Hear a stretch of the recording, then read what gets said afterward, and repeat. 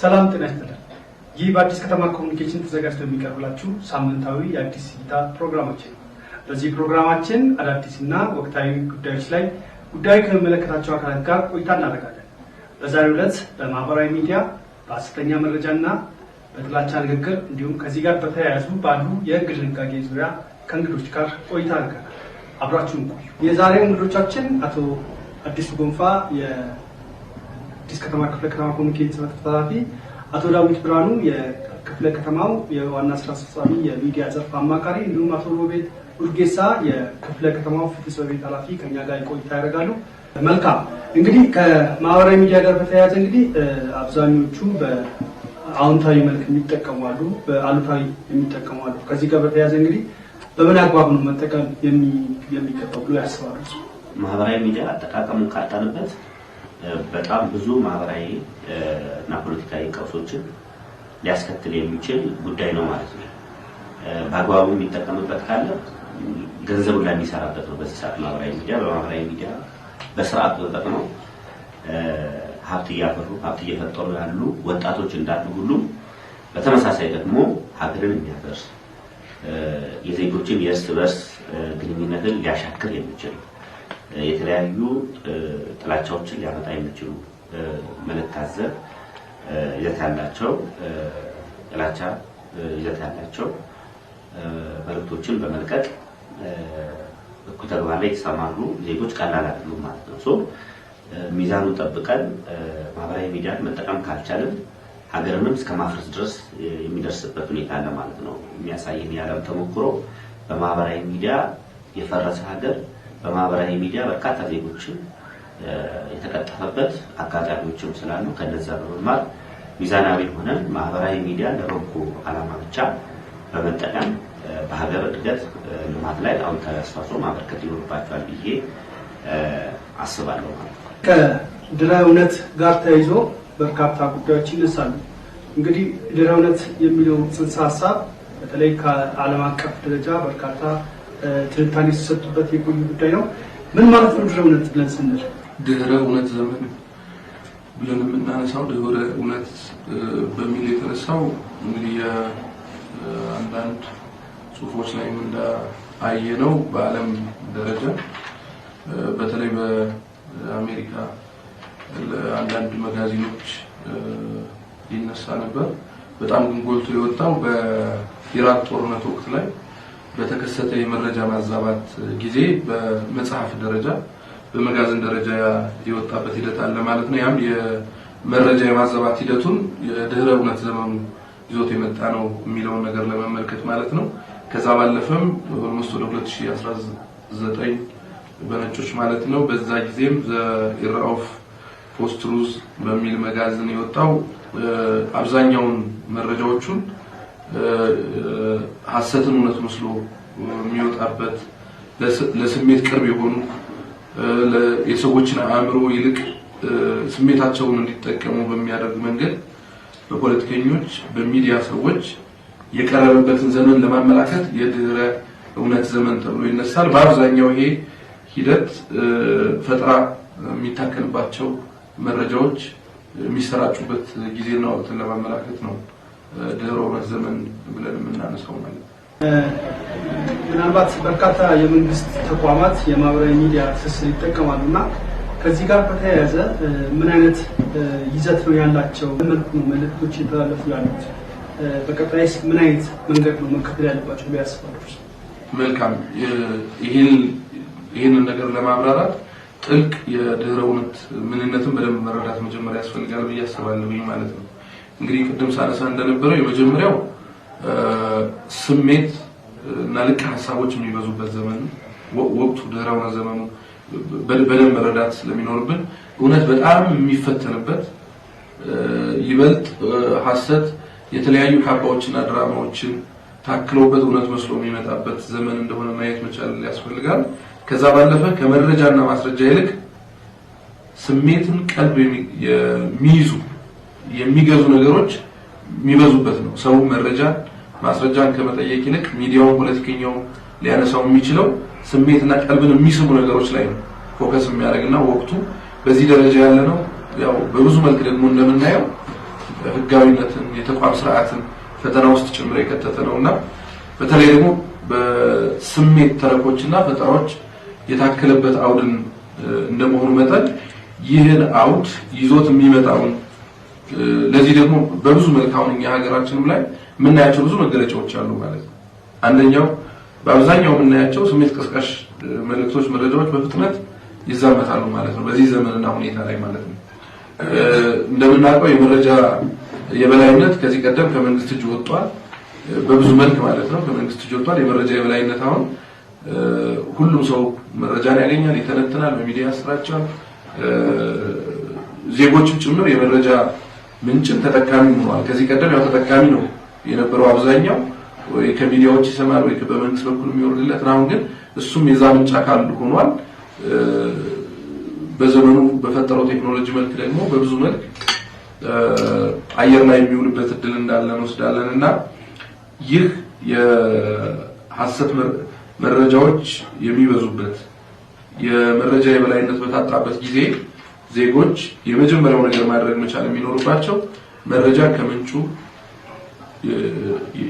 የማግኘት በፍጥነት የሚሰራጩ ስሜት ቀስቃሽ የሆኑ ሁኔታዎች ደግሞ የዘመኑ ባህሪ እንደሆነ ተረድቶ ስሜት ለሚቀሰቅሱ የህዝቡን ቀልብ ከሚስቡ አጀንዳዎች ራስን መቆጠብ ትክክለኛውን የመረጃ ምንጭ ማግኘት ይኖርባቸዋል ብዬ አስባለሁ። የሚዲያ ተቋማት የመንግስትም የግልም የሚዲያ ዘርፍ ላይ ያሉ ተቋማት የመጀመሪያ ነገር መረጃ በጣም ፈጣን በሆነ ተደራሽ በሆነ እውነትና እውቀት ላይ ሆኖ መምራት መቻል አለባቸው ማለት ነው። መረጃውን በእውቀት እናቀርባለን፣ ዘመኑን ቴክኖሎጂውን እንጠቀማለን፣ የምናቀርበው መረጃ ደግሞ እውነት መሆን መቻል አለበት ማለት ነው። ስለዚህ በዚህ ዘመን እውነተኛ መረጃዎችን ፈጥኖ የማድረስ ተደራሽ የማድረግ ጉዳይ በመንግስት ተቋማት በኩልም የሚጠበቅ ነው። ህብረተሰቡ ደግሞ እንደዚህ አይነት መረጃዎችን በዚህ መልክ ለማግኘት ጥረት ሊያደርግ ይገባል የሚል ሐሳብ አለኝ ማለት ነው። በተለይ ከጥላቻ ንግግር ጋር በተያያዘ የሀገራችን የህግ ድንጋጌዎች ምን ይመስላሉ የሚለውን ሐሳብ ያስቀምጡልኝና ከዛ ጋር ተፈጻሚነቱስ ምን ደረጃ ላይ ይገኛል? እሺ፣ አመሰግናለሁ። ጥላቻ ንግግርና ሐሰተኛ መረጃን ማሰራጨትን በተመለከተ መጀመሪያ የነበረን ህግ የተሻሻለ የወንጀል ህግ ላይ አንቀጽ 486 ላይ ብቻ ነበር የተቀመጠው። በአንድ አንቀጽ ብቻ ታቅፎ ሐሰተኛ መረጃንም ጥላቻ ንግግርንም ማድረግ በወንጀል እንደሚያስቀጣ ተቀምጦ ነበር። በኋላ ግን በህዝብ ተወካዮች ምክር ቤት የፌዴሪ በአዋጅ ቁጥር 1185/2012 በሚል ተሰይሞ ጥላቻ ንግግርና ሐሰተኛ መረጃን ለመቆጣጠር ለመከላከል የሚል አዋጅ ወጥቷል ማለት ነው። ስለዚህ ህግ ማዕቀፍ አለ። በመጀመሪያ ንግግር የሚለውን ዲፋይን እናድርግ። አሁን ጥላቻ ንግግር ስንል ንግግር ምንድነው የሚለውን ነገር ዲፋይን ስናደርግ ንግግር ማለት በጽሁፍ ሊሆን ይችላል፣ በቃል ሊሆን ይችላል፣ በምስል ሊሆን ይችላል፣ በቅርጽም ሊሆን ይችላል። የሚደረግ የሚገለጽ ነገር ነው። እነዚህ አራቱም ነገሮች በሚገርም ሁኔታ በማህበራዊ ሚዲያ ማስተላለፍ ትችላለህ። በጽሁፍ ታስተላልፋለህ፣ በቃል ታስተላልፋለህ፣ በቪዲዮ በስዕልም እና ማህበራዊ ሚዲያ በጣም ፓወርፉል እንደሆነ ማየት እንችላለን። ጥላቻ ንግግር ደግሞ የሚለውን ዲፋይን ስናደርግ ህጉ አዋጁ ላይም ተቀምጧል። ጥላቻ ንግግር ማለት አንድን ግለሰብ ወይ አንድን ቡድን መሰረት አድርጎ በብሔር፣ በጾታ፣ በዘር፣ በአካል ጉዳት በተለያየ ነገር የማግለል ወይም ጉዳት እንዲደርስበት የማነሳሳት የማጋጨት ተግባርን እንዲፈጸም በሚደረግበት ጊዜ ጥላቻ ንግግር ይባላል። ሐሰተኛ መረጃን ደግሞ ዲፋይን ስናደርግ ይሄ ዲስኢንፎርሜሽን የሚባለው ነገር እዛው ህጉ ላይ ተቀምጧል። እውነት ያልሆነን ነገር እውነት እንዳልሆነ እያወቀ የሚያሰራጭ፣ ሁለተኛው ደግሞ ያ ግለሰብ መረጃው እውነት ነው ወይስ አይደለም የሚለውን ሳያጣራ በቂ ጥረት ወይም በቂ መሄድ ያለበትን መንገድ ሳይሄድ መረጃውን በሚያሰራጭበት ጊዜ ዲስኢንፎርሜሽን ይባላል። አሁን ወደ ቅጣቱ እንምጣና ጥላቻ ንግግርና ሐሰተኛ መረጃን ማሰራጨት በአዋጁ ላይ የተቀመጠ ቅጣት አለ። ለምሳሌ እስከ 2 ዓመት ቀላል እስራት ወይም እስከ 100,000 ብር ያስቀጣል። ይሄን ነገር ጥላቻ ንግግርና ሐሰተኛ መረጃን በሚያሰራጭበት ጊዜ ማለት ነው። ጉዳት ካደረሰ ደግሞ ከ1 ዓመት እስከ 5 ዓመት ቀላል እስራት የሚያስቀጣበት ሁኔታ አለ። ከማህበራዊ ሚዲያ ጋር ስናያይዘው ራሱ በግልጽ አዋጁ ላይ የተቀመጠበት ሁኔታ አለ። በማህበራዊ ሚዲያ ደግሞ ይሄ ጥላቻ ንግግር ሲተላለፍ ብሎ በግልጽ አንቀጽ አስቀምጦ ያስቀመጠው ነገር ምንድነው? ከ5000 በላይ ፎሎወር ያለው አንድ ግለሰብ ይሄን የጥላቻ ንግግር ወይ ሐሰተኛ መረጃ በሚያሰራጭበት ጊዜ ያስቀመጠው ቅጣት እስከ 3 ዓመት ቀላል እስራት ያስቀጣል ወይም አይደለም። አሁን በማህበራዊ ዝም ብሎ የሚሰራጭ ጥላቻ ንግግር ሲሆን እስከ 3 ዓመት ያስቀጣል ወይም በገንዘብ ያስቀጣል። በማህበራዊ ሚዲያ ሲሆን ግን ገንዘብም እስራትም ነው የሚያስቀጣው። ሲሪየስሊ ህጉ አስቀምጦታል ማለት ነው። ጉዳት በሚያደርስበት ጊዜ ደግሞ ገንዘብ ብቻ አይደለም ከ2 እስከ 5 ዓመት የሚያስቀጣ ድንጋጌ አስቀምጧል ማለት ነው። ስለዚህ የህግ ማዕቀፋችን ሲሪየስሊ ተቀምጧል። ሐሳቡን በነጻነት የመግለጽ መብት በህገ መንግስታችን ተቀምጧል። አንቀጽ 28 ላይ አለ።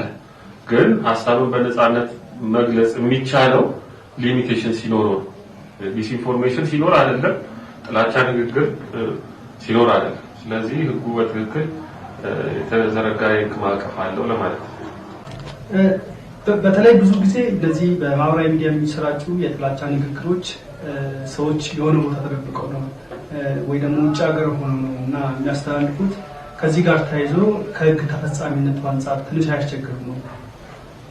ያው አሁን ሀገር ውስጥ ያልሆኑ ሰዎች ይህንን የጥላቻ ንግግር እንደምናየው ያሰራጫሉ። የህግ ተጠያቂነቱን እንግዲህ ለማስፈን እንደ መንግስት ጥረት ይደረጋል። ሴንሶርሺፕ እንግዲህ ያስፈለገው ምንድነው? ሴንሶርሺፕ ከተለያዩ የዓለም አቀፍ ተቋማት ጋር ፌስቡክ፣ ትዊተር፣ ዩቲዩብ ካምፓኒዎች ጋር ይህን ነገር በህጉም ሂውማን ራይትም እኮ ነው መብታቸው ነው መናገር አለባቸው። ግን ዲስኢንፎርሜሽን በሚያሰራጩ ጊዜ ህዝብ ከህዝብ ጋር በሚጋጭ ጊዜ ከካምፓኒዎች ጋር ኮሚኒኬሽን ተደርጎ እነሱን ባሌ ማድረግ ሂደቶች አሉ። በዛ ይኬዳል። የእነሱ ተጠያቂነት ግን ያው በመንግስት ደረጃ ኮሚኒኬሽን ተደርጎ ተጠያቂነታቸውን ማስፈን አስፈላጊ ነው። የምንሄድበትም ይሆናል ማለት ነው። በመጨረሻም እንግዲህ እንግዶቻችን ምናልባት ቀረ የምትሉት መልዕክት የምታስተላልፉት ነገር ካለ እድሉን እናንተ እስቲ።